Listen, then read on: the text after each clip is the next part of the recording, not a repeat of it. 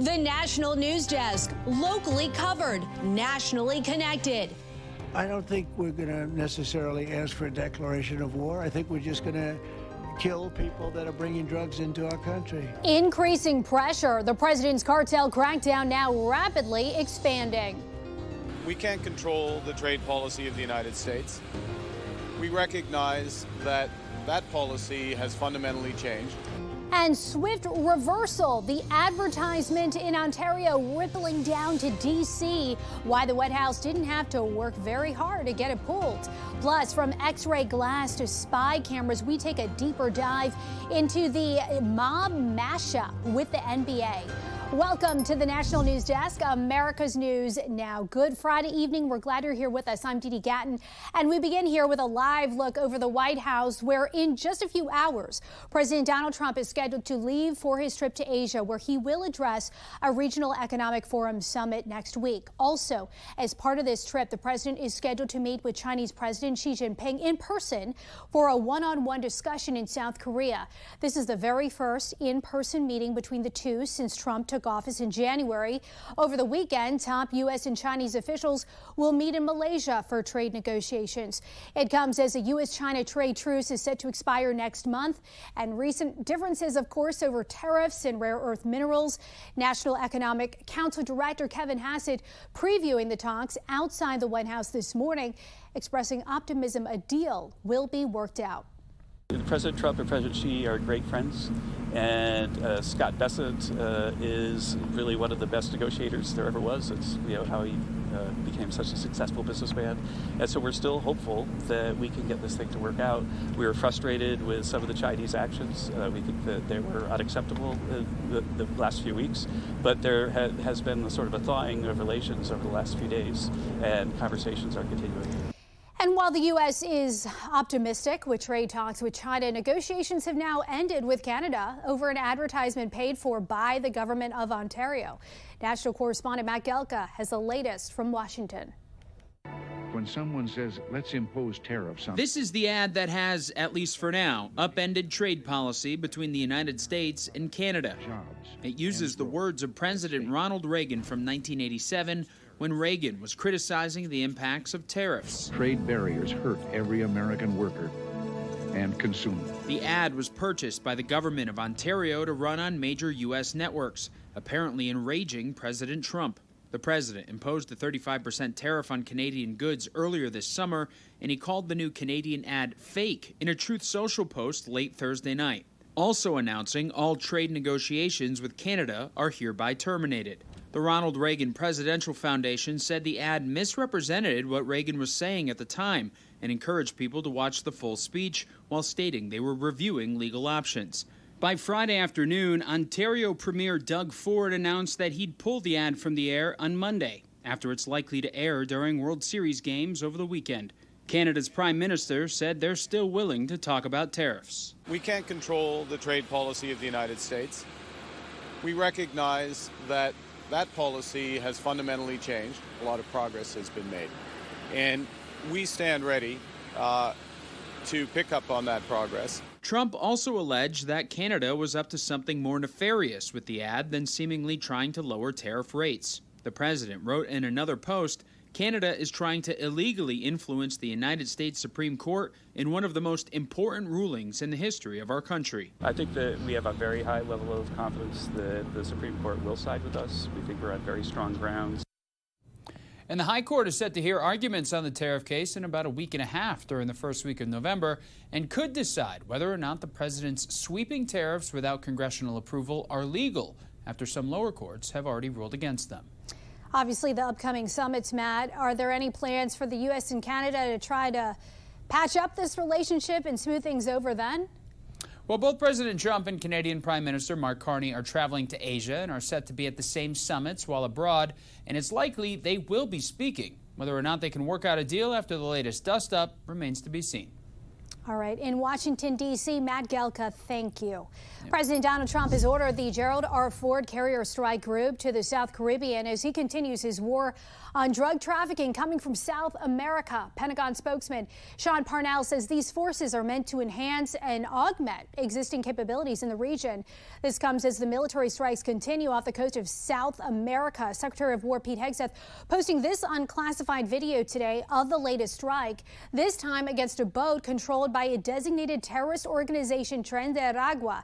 The secretary says 6 narco-terrorists died in the strike. He also re-emphasized that drug smugglers will be treated like al-Qaeda and they will be hunted down and killed. He better watch it or we'll take very serious action against him and his country. His country is what he has led his country into is a death trap. And that was President Trump on Wednesday warning the Colombian President Gustavo Petro. Now that warning has turned into action. The U.S. slapped President Petro, his family, and Colombia's interior minister with new sanctions as the Treasury Department directly ties Petro to the global illicit drug trade, specifically to the trafficking of cocaine.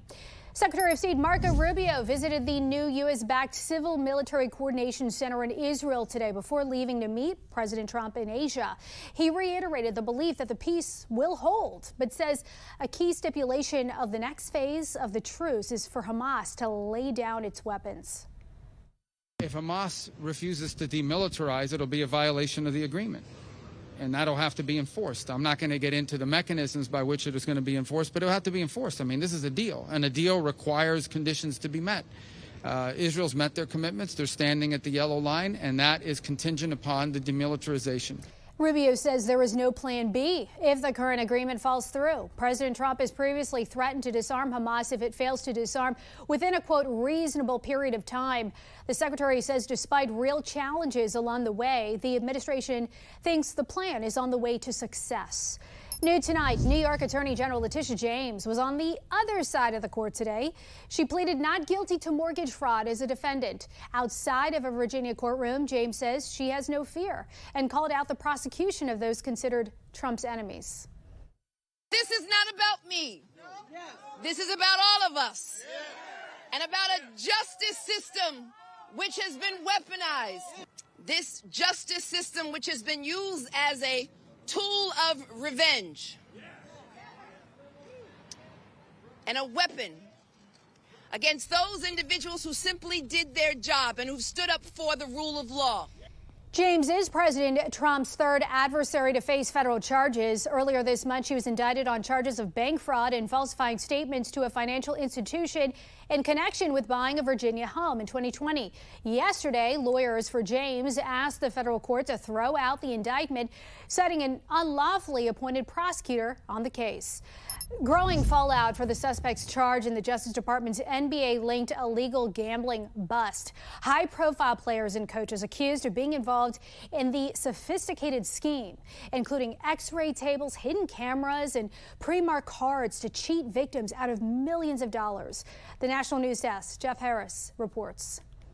The insider sports betting is pretty cut and dry. Players, including Miami's Terry Rozier, allegedly exploited insider information and even faked injuries, all to help bettors. But the rigged poker game's much more sophisticated, including using special contact lenses that could read pre-marked cards. At Thursday's news conference, officials saying the poker scheme, dubbed Operation Royal Flush, started as early as 2019, with rigged games being played in big markets like New York City. The games backed by multiple mafia families. The FBI led a coordinated takedown across 11 states to arrest over 30 individuals today responsible for this case. Here's how it worked. The victims, called Fish, were lured into games with the chance to play alongside professional athletes called face cards, including former NBA player Damon Jones and Portland Trailblazer head coach Chauncey Billups. What the victims, the Fish, didn't know is that everybody else at the poker game, from the dealer to the players,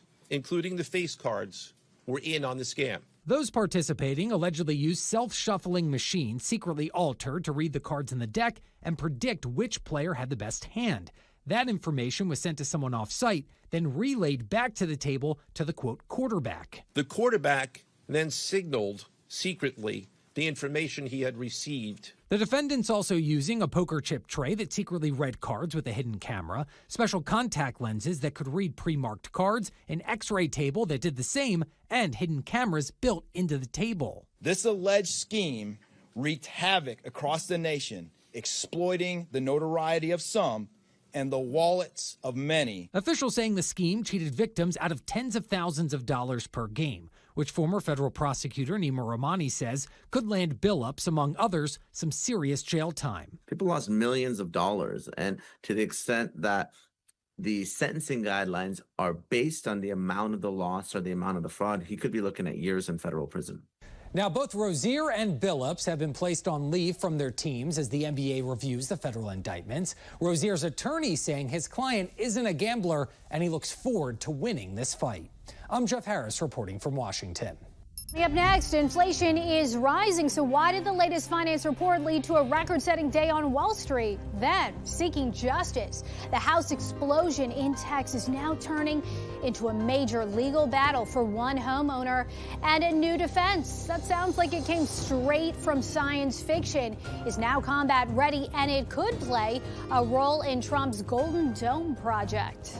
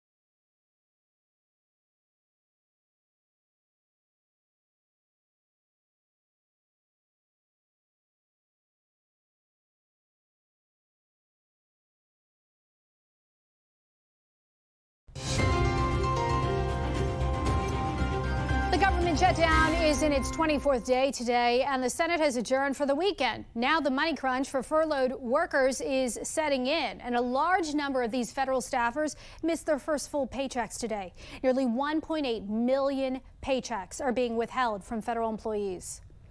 We would urge people to call their supervisors because there are things that are available like credit union loans at zero interest for people that are in this situation.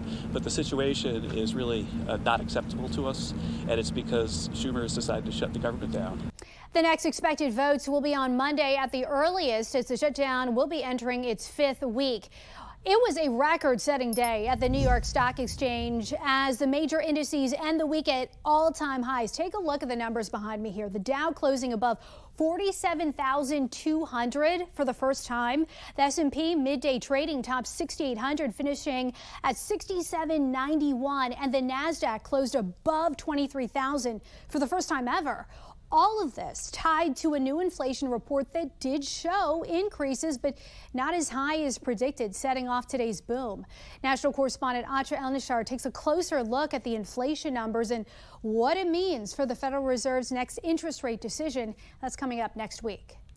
Inflation climbing higher in September as the cost of necessities like food and energy pinch American wallets. The 12-month inflation rate now back up to 3%, the highest since January, but better than the 3.1% that was expected. Fastest rising expenses last month included beef, airfare, and gas, which has since dropped. We're getting to the point where we may hit a terminal rate of inflation where it isn't rising anymore early in 2026. But it doesn't mean that even if inflation starts going down, That's still just the rate of change. It does not mean that price levels will go down. The Federal Reserve's target inflation rate is 2%. And even though September's inflation rate came in an entire point higher, when the Fed meets next week, they're still expected to cut interest rates to loosen up the economy because they're starting to see the weakening job market as a bigger threat to the economy than rising prices. There really isn't a risk-free path now since it appears that inflation is continuing. What's so challenging about this is that both supply and demand in the labor market have come down so sharply, so quickly. When it comes to how Americans feel about the economy, sentiment has also fallen sharply over the past year, according to the University of Michigan's closely watched surveys of consumers.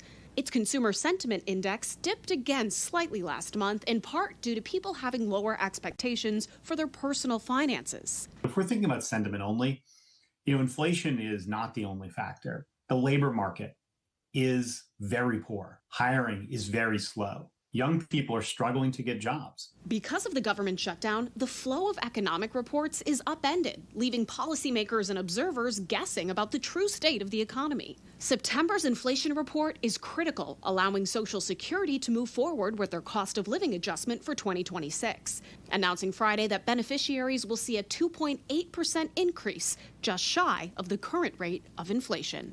In Washington, I'm Atra El-Nashar for the National News Desk, America's News Now. Target says it's cutting about 1,800 jobs ahead of the holiday season, marking the largest round of layoffs at the company in over a decade. The incoming CEO noted that it will impact roughly 8% of the company's corporate workforce.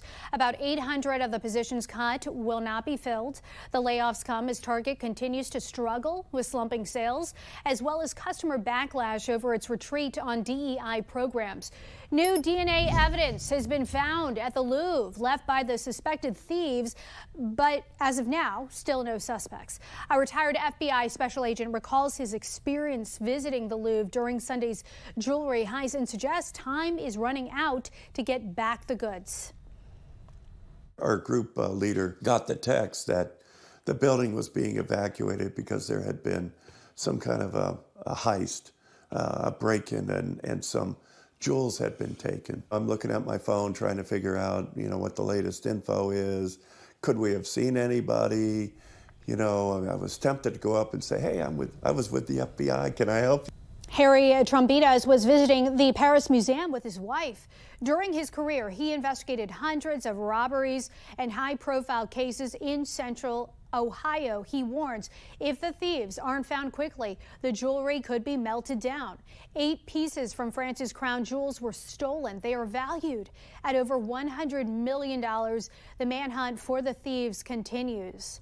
We have reporters all across the country in your neighborhoods covering issues that matter to you. From an outreach program working to stop drug overdoses in Ohio to a community center in Utah helping families struggling with food insecurity. We are taking the pulse of America. But we start in Texas, where a homeowner is filing a lawsuit after her home exploded.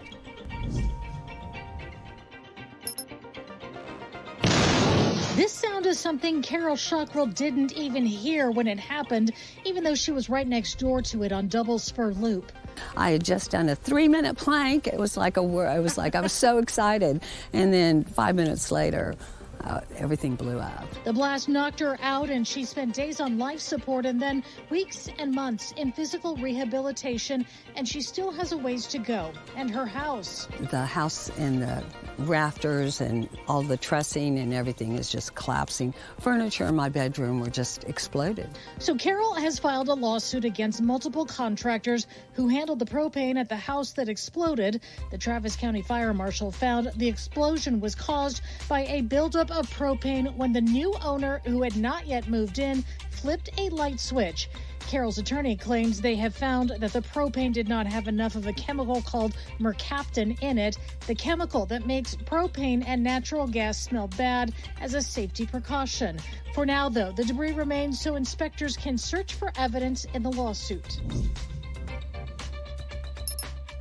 From here down is just the stuff for our pantry.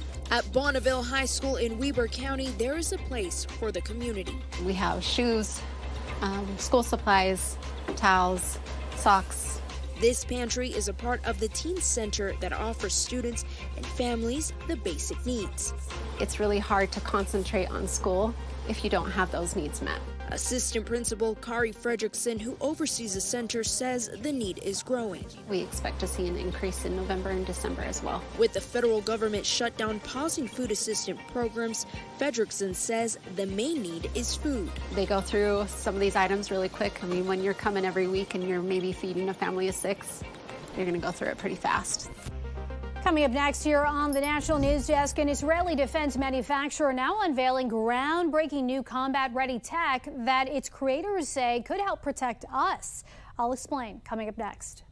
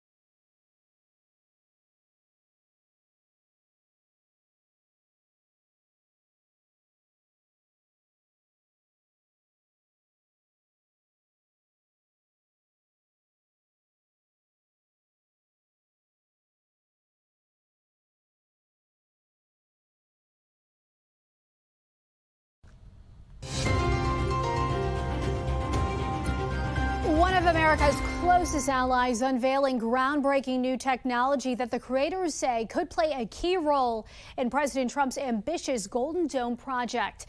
National correspondent Kayla Gaskins has that story from Washington. It sounds like something out of a science fiction movie. Actually, it's quite exciting. A beam of light powerful enough to destroy rockets, drones, and mortars fired at a country from an enemy during war. This is really a bold, it's a game changer. It's called the Iron Beam, and it was created by the Israeli defense company Rafael, which also built Israel's Iron Dome. We spoke with the company's CEO, Yoav Turgeman, who said the new system will flip the economics of war. It's much cheaper to intercept than to attack. Instead of expensive interceptors, which can cost upwards of $1 million each for mid-range stunner missiles, the Iron Beam can dismantle threats for just a few dollars per shot. The cost of the laser beam is the energy itself, few dollars in interception. One of President Trump's main defense goals is for the United States to have its own aerial defense system like Israel's, what Trump calls the Golden Dome. Do you see a place in that system for the Iron Beam technology?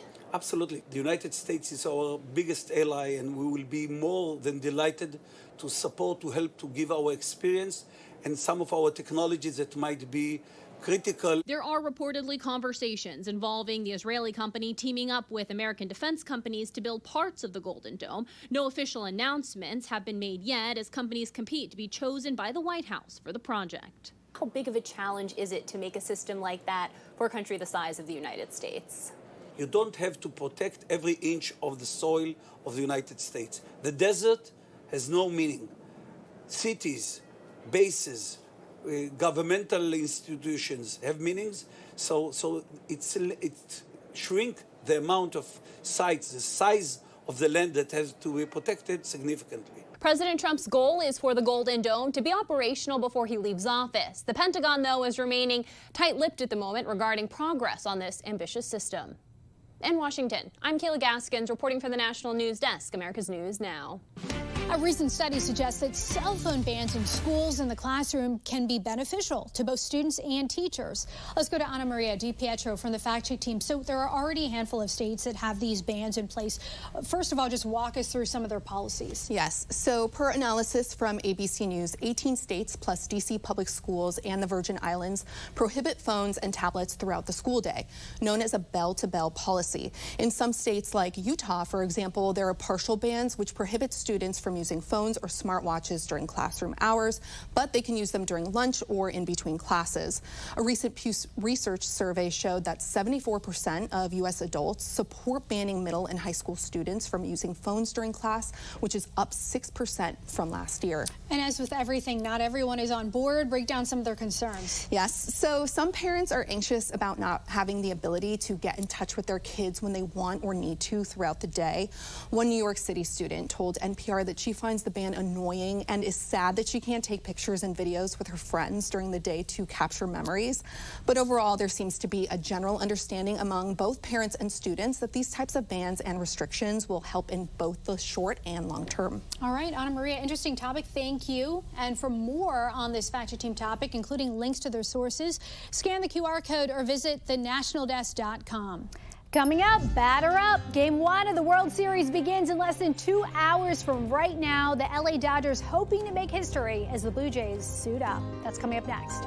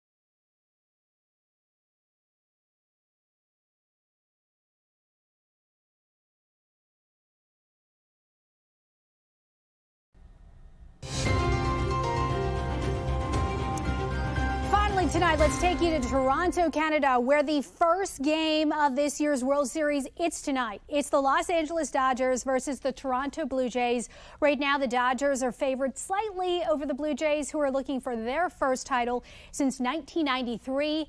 LA chasing a bit of history, too, looking to become the first team to win back-to-back titles since the 90s. First pitch gets underway tonight at 8 Eastern. And that's going to do it for us. For this edition of the National News Desk, we invite you to join us again this evening as we dig deeper into the mob mashup with some of the NBA's biggest names to steal millions. I'm Dee Dee Gatton here in Washington. Thanks for watching. We'll see you tonight and have a great weekend.